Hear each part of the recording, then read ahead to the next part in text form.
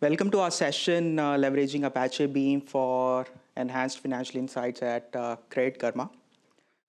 This won't be an exhaustive talk of everything, all the data stack at Credit Karma, but our main objective today is to give a comprehensive look of where Apache Beam is very crucial to us, very important to us in the whole of Credit Karma's AI ML journey. So mainly we'll be talking about from the whole data journey perspective in the key areas like raw ingestion of data from third-party services or internal sources and everything into data warehouse, and how Apache Beam helps there and Dataflow helps there. And the second, from there on, we move on to transformations and feature engineering part and how Beam is helping out in that side. And once we create models, how we are leveraging Apache Beam to actually do model monitoring for us, and how it's ensuring our models to remain performant in production thereafter. So yeah, so before we dig deeper into the technical details, I want to first take a step back and introduce you all to what Credit Karma is and who we are and things like that, right? So what is Credit Karma? So Credit Karma is a personal finance company. So basically, we are dedicated to helping people feel more confident about their finances.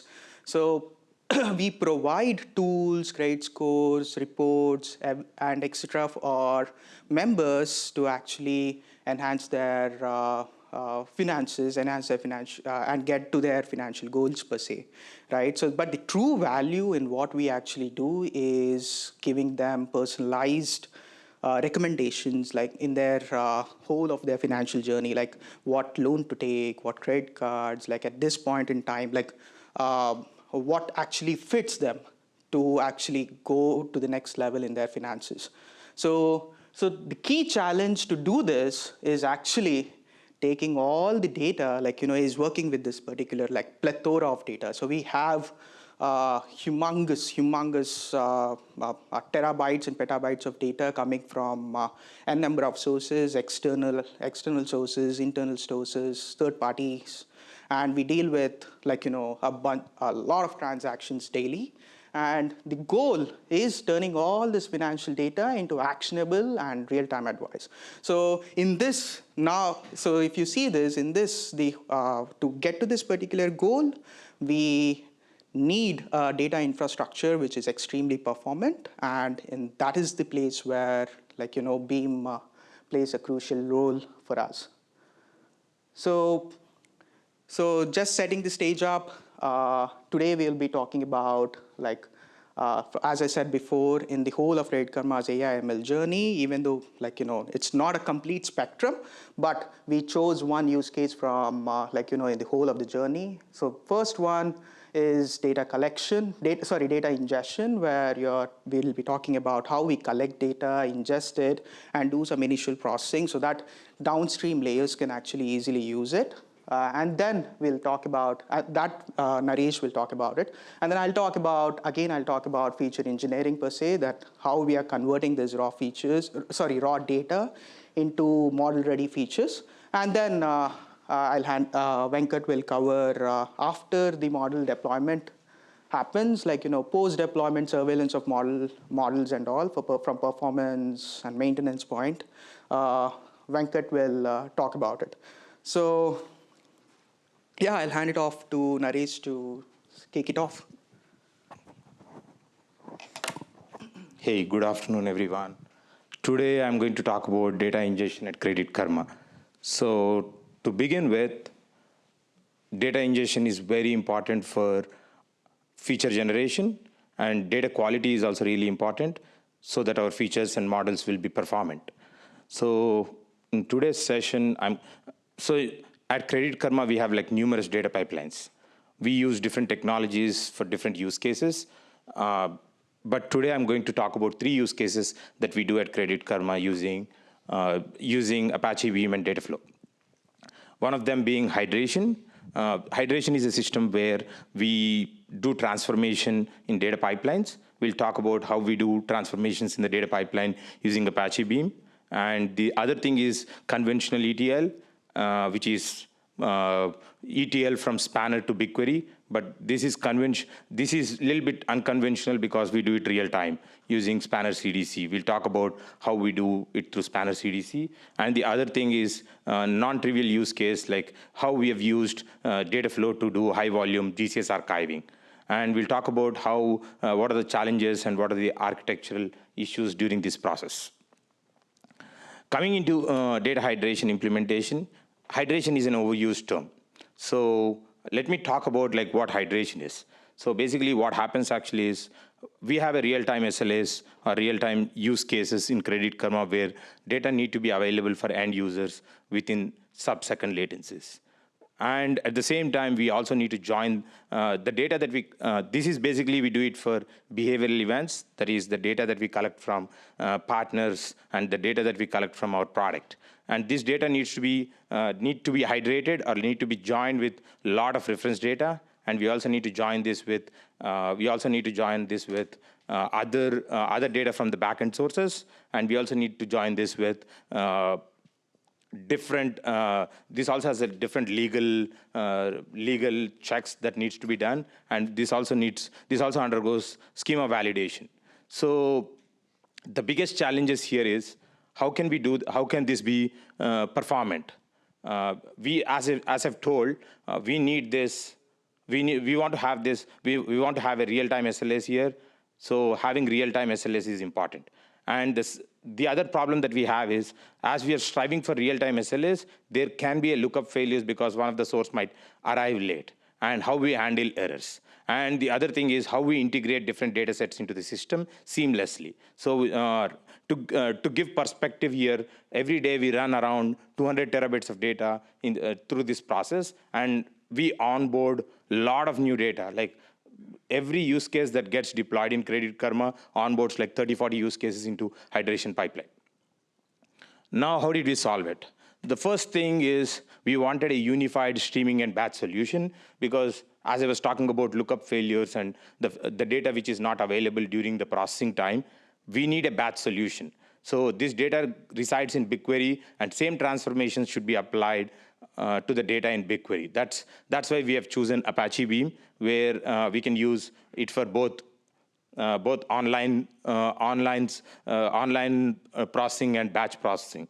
So coming in here, we read data from PubSub or Kafka for online use cases, and we read it from BigQuery for offline use cases. Next is reference data integration or the data integration. So for this, what we do is like we maintain caches inside of the system. So we use Memcache and we use external storages like BigQuery, and we basically cache it from BigQuery. We also use Spanner, and we cache it from Spanner. And we also have Bigtable, which also provides sub-milliseconds latency, and we can also look up from Bigtable. So basically what we do is like we apply simple Pardue transformations in there and basically look up from different sources, and we onboard data into different sources. So basically what we have is we get the data from BigQuery and we cache it into Memcache, and some of the data if the if data is very high, or volume of data is very high, the data goes into Bigtable. So basically, coming in there, the performance optimizations include caching, which I talked about using Memcache and all of it. And the next thing is batch windowing. So we use Kafka. Mostly we use Kafka here, and we partition data based on partition keys. And we basically make sure that all the data, the consumers that we read are batched using window operations. And we batch the data in here, and we basically do local aggregations before we push it to the next stage. That way, this will be faster. And the next is configuring dead letter queues and using batch processing to reprocess our dead letter queues.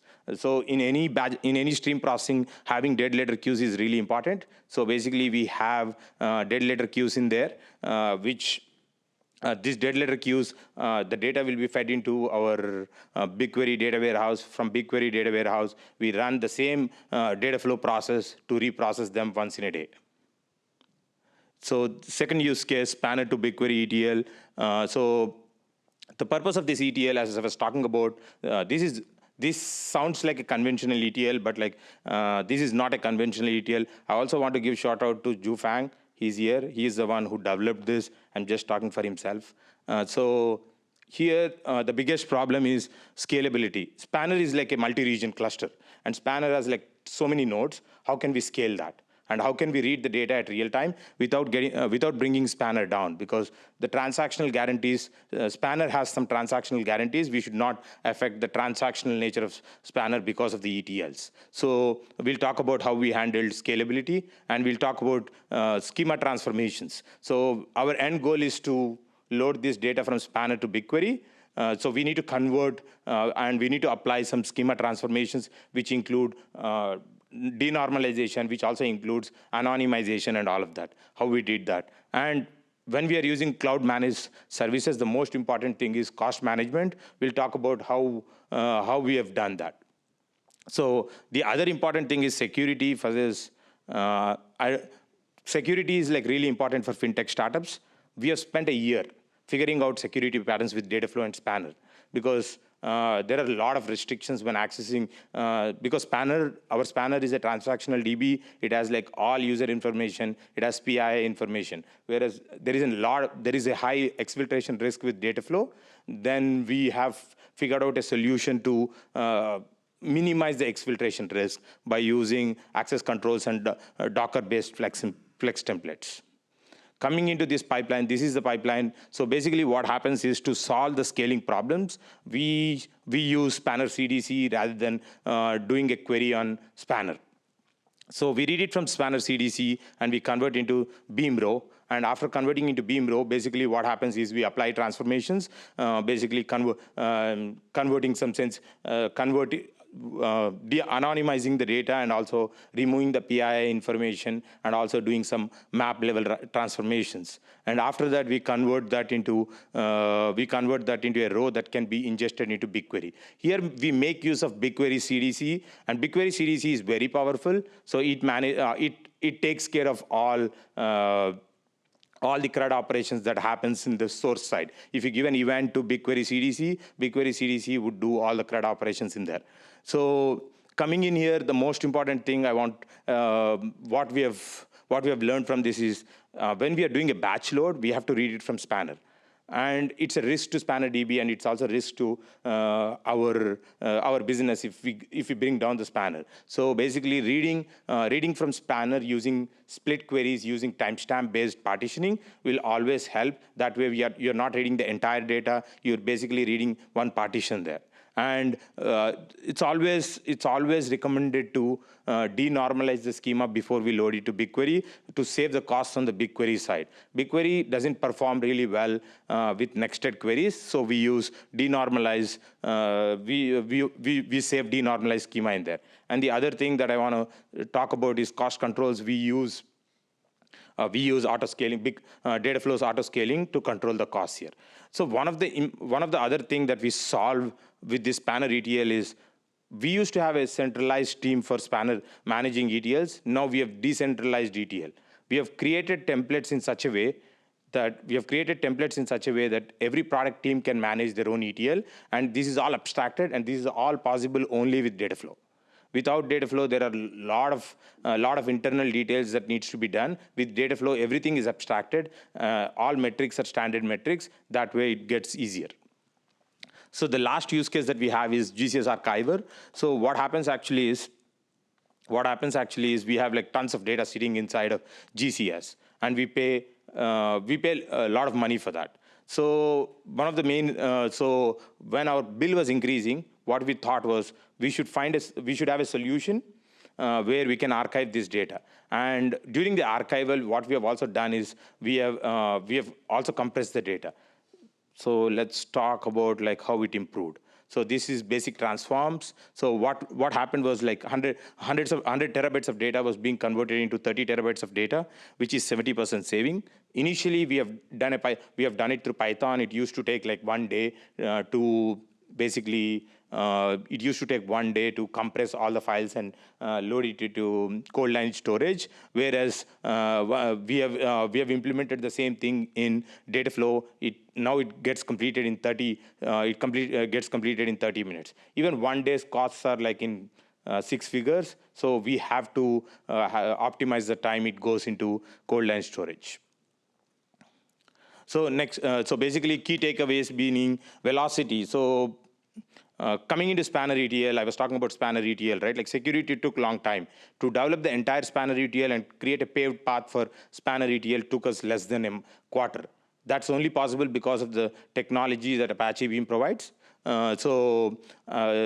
And as I was talking about decentralization so we are going from centralized model to decentralized model with Apache Beam and Dataflow. That is possible because now teams doesn't have to worry about what's there inside. It's all abstracted through Apache Beam and Dataflow infrastructure. And Dataflow provides built-in monitoring. And coming into cost savings, this is like if you basically write your pipeline code really well, you can save a lot of costs. As I was talking about local partitioning and local grouping without shuffle, that way you can save a lot of network costs or a lot of ingress costs, and you can also use auto scaling to save a lot of costs. So this completes my talk about data ingestion. Now we ingested a lot of data into data warehouse. Without this data being used, our work is not done. So Raj will come and talk about how this data is used for feature generation.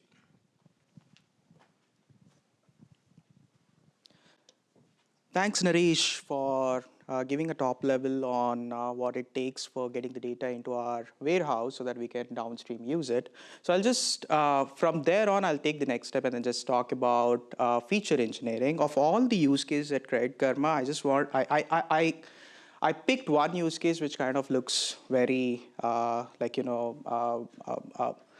which is kind of very new and also has like a really good way to give the whole talk per se. So here, like, we have extensive challenges per se as compared to the rest of the ecosystem, where I'll talk about those challenges as well, and I'll talk about how Apache Beam has helped us get through those challenges in this for this particular use case. So this use case is fraud. So we have a money product as well. So in this, like, you're dealing with transferring money or moving money from one place to other, and with money comes fraud, right? So for this is a minutes actually, seconds actually count as minutes. So it's everything is, you're looking at things with a very, very big lens. So that is the reason why there is a challenges on this particular use case are way more magnified as compared to the rest of the ones. So if we look at this particular fraud detection or fraud prevention use case, the decisions which we are going to make need to be extremely fast, because they have a direct correlation to what the user experience would be, and they need to be extremely accurate as well. Like, imagine a case where if a user is marked as fraudulent even though he is not, then basically you are actually losing money, right? Because you're stopping them from doing some transactions. Whereas if he is marked as not fraudulent, whereas he is actually I said it the other way. So basically, if he is if he is marked as not fraudulent, whereas he is fraudulent, then you're losing money. But if he is if he is not fraudulent, and if he is fraudulent, you're basically I'm going into this particular loop, but you get it, right? So the thing is, here from the challenges perspective, your decisions need to be extremely fast.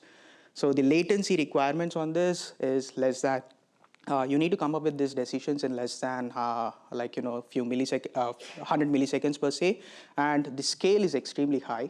So your throughput, you should be 100 plus throughput transactions per second, and you need to give decisions in with 99% accuracy. And one of the key things is that all of these decisions which you are going to make, they should not actually block the money transactions per se.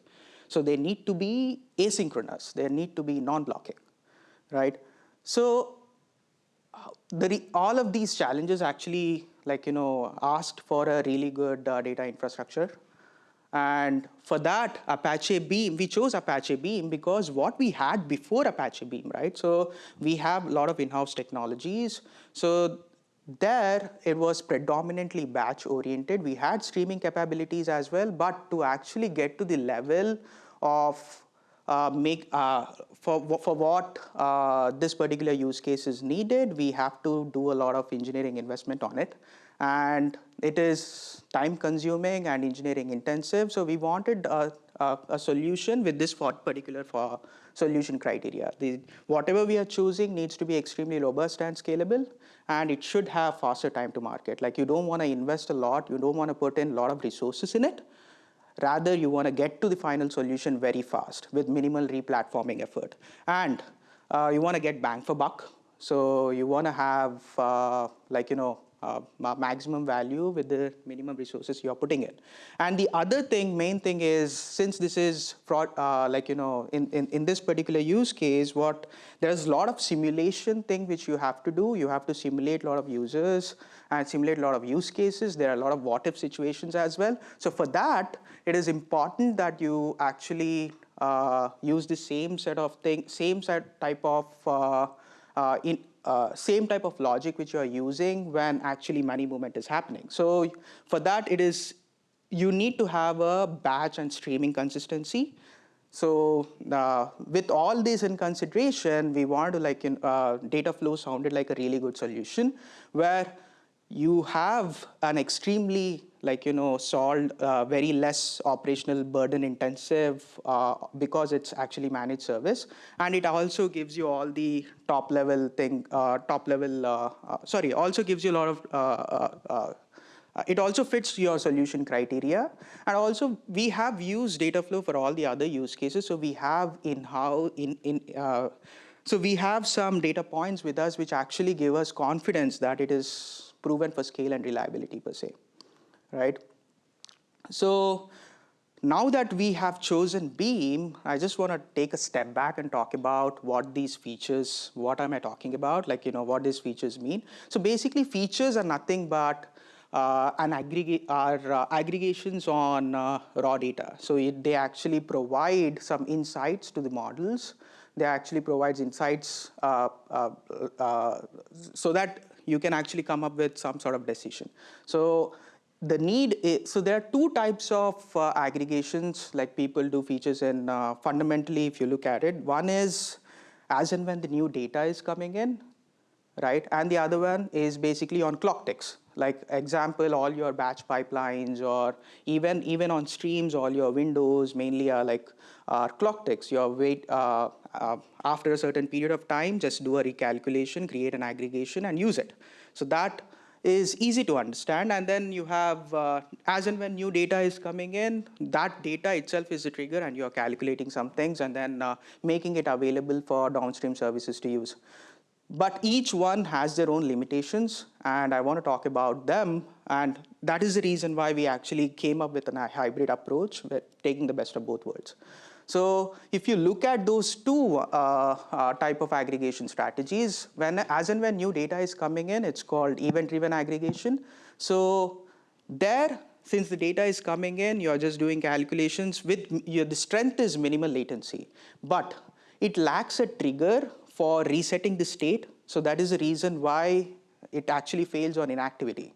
Like example, user is doing some activity right now, and after some time he falls dormant, then the state which you have calculated is just sitting there, right? It's not getting updated. Whereas in time-driven world, at equal intervals, you're doing calculations and aggregations, so the state is getting refreshed per se.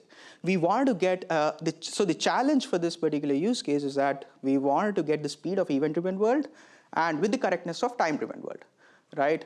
So just taking a deeper look into what event-driven means, I just want to give an example here.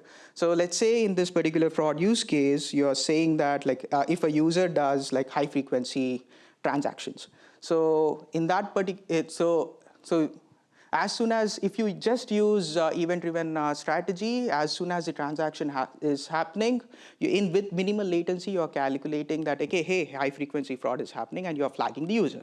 But if he stays dormant for about a day or so, you would want the state to reset, right? Or else he'll be just marked as fraudulent forever, which is not correct, which is not good, right? So this is extremely bad when you have orthogonal pipelines which just read these aggregations and work with it, right? So they don't actually have a say in, or to reset the state per se. So if your decision engine is orthogonal to your calculation engine, then it's going to give you a bad behavior. So to solve this, the idea is to combine the best of both worlds, that is time-driven and event-driven processing. So as soon as you want to react as soon as the new data is coming in, but you want to reset the state after, or finalize the after some sort of inactivity or some sort of trigger per se. So beams inherit state and timer APIs allow you to do it, right? So this is the architecture. So the core logic is basically the stateful API which Beam provides. So in this, take an example where you are in this particular state, you are storing transactions for the last 5 minutes, as and when the transactions are coming in. And once the transaction is ingested, you're creating a timer to clean that transaction up so that the state is reset. So that way you are actually defying the odds, and then you are defeating the stale state. So that is what we have done in this, where as the new transaction is coming in, you are updating the state and you are doing cleanups as well when there is inactivity per se. So, of course, any good design needs to be battle tested, and we actually battle tested this in our particular use case. So we found there were really good wins. So we were able to achieve the latency and throughput requirements which we wanted, and it had a significant business impact. So overall, the main key point to highlight is the operational efficiency and the time to market, right? So of all the other solutions which we were thinking of, since this being a managed service and easy to write, easy to do things, this particular, and there is built-in monitoring, everything is coming out of the box, we could actually get to the solution very fast. So what it means from from engineering and data science perspective is that we can actually think of putting all of our energies in coming up with new good fraud models as compared to banging our heads against solving the infrastructure problems per se, right? So that is the crux of this particular use case.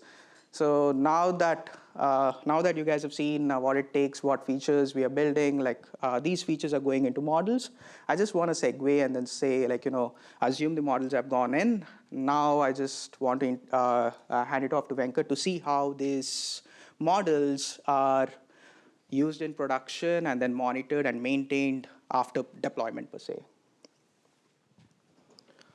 Thanks, Raj, for covering how we are using data flow in low latency fraud use cases. So today I'll be talking about the model monitoring, in which I'll be covering about what model drift and what feature drift is, and how we have integrated data flow in doing this job, and what is the impact of how we have achieved what we have achieved with this. So to start with, what is model monitoring? So in model monitoring, what we in general see is, with time, model degrades its performance if you don't retrain it often, it doesn't. If you don't retrain it often, it can be due to the feature drift happening. The feature drift, what mainly we see here is concept drift and the data drift. Concept drift is something what we if there is a some kind of sudden shift in consumer behavior, or something like COVID is something which we have seen.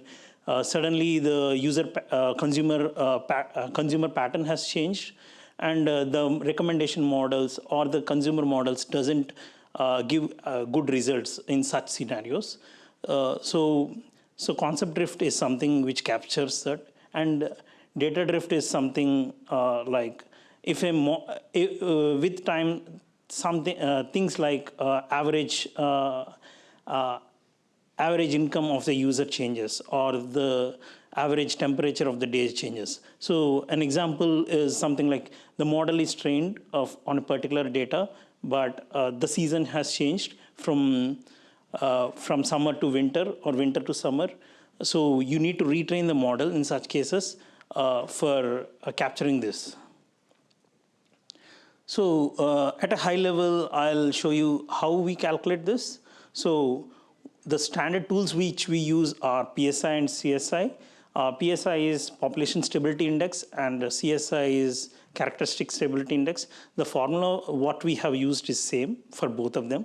Just the variables what we input are different. So the PSI mainly captures how the model score has drifted with time, and the CSI captures how the univariate features have drifted with time.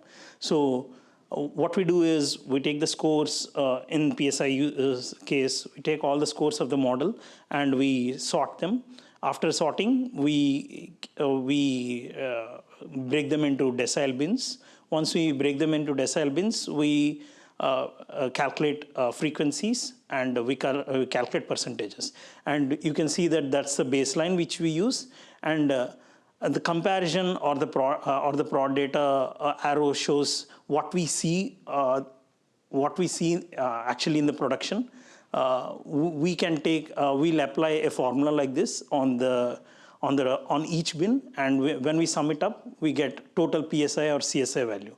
When the PSI is less than 0.1, we can think that the PSI, the model is stable. And if it is above 0.25, we can think that the model is significantly shifting and we need to take some corrective measures. So to give a background, how we have integrated it, right? So I want to just go over what we have achieved earlier with data flow. So it's a standard practice. We train a model. After we train a model, a data scientist or an ML engineer looks at the model and promotes the model based on the promotional metrics. It can be log loss, precision, or recall, one of the metrics. And once he or she is satisfied, they move it to the production, and the model is served on the web or app. So what we have done, what we have achieved earlier is we have automated this process by introducing data flow in between. We popularly, within our CK environment, we call it as AMR, auto model refresh. This is used for, the auto model refresh is doing exactly the same job of data scientist for promoting the model. It compares the challenger versus the benchmark or the control. And if it sees if the control is better than challenger, it doesn't promote. If the challenger is better, it promotes that model for doing the same. So this is our typical ML pipeline. We want to integrate the model monitoring flow in between. So what we have done is we have enhanced the existing model promotion data flow job by making it to calculate the baseline metrics, which I have shown you earlier, the deciles and all, which I have shown earlier. And there is a model monitoring data flow job we have we have attached to the pipe. We have integrated it into the pipeline. What it does is it takes the model log, all the model log from the serving data it takes, and again, the same metrics, same bins are used to calculate the frequency counters. And once we get all this information, we alert them, either we alert them or we populate them on the dashboards. So let's say once we see drift, we need to take some kind of corrective measures to address these, or else we might not achieve what we achieve our goal.